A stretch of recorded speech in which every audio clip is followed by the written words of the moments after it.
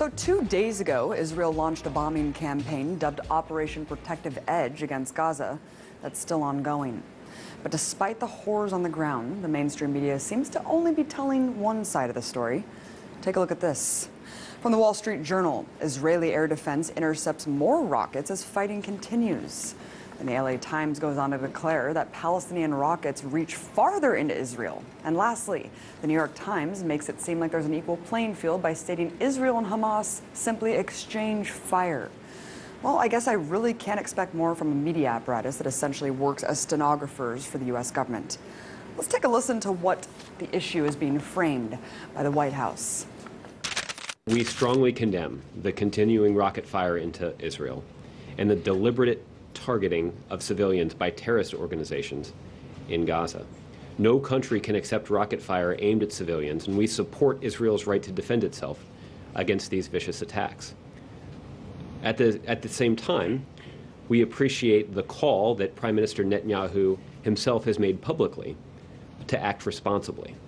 Wait, what? Acting responsibly? I must be in the twilight zone, because to me, the collective punishment of an entire population is the opposite of responsible. So, what's the reality on the ground?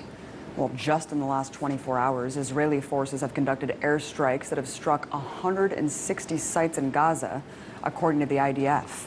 In total, 550 sites have been bombed. And considering the fact that Gaza is one of the most densely populated places on Earth, with over 1 million inhabitants, any aerial strike conducted in the region almost certainly means civilian deaths. In fact, at the time of this broadcast, the strikes have killed at least 53 Palestinians, including 8 children and an 80-year-old woman. According to the Palestinian Minister of Public Works and Housing, at least 50 homes have been destroyed so far and 1,700 damaged. So when the IDF talks about hitting, quote, Hamas targets, remember that Hamas is the democratically elected leadership of Gaza, which could mean any government building or social services for Palestinians. So while the U.S. government can go on and on about Israel's right to defend itself, take heed of the increasing death toll in Gaza and the fact that no Israelis have yet died as a result of Hamas rockets. Look, I denounce deadly force on both sides. But it's important to not frame this as a cycle of violence that's equal. One is the colonizer-oppressor, the other, the colonized oppressed. As IDF General's son Miko Piled said just yesterday on the show, there are 2 choices for Palestinians in occupied territories: to completely surrender or resist. And resistance is what we're seeing now. I'm sick of my Palestinian friends losing their friends and family every time Israel goes on the offense against innocent people living in an open-air prison.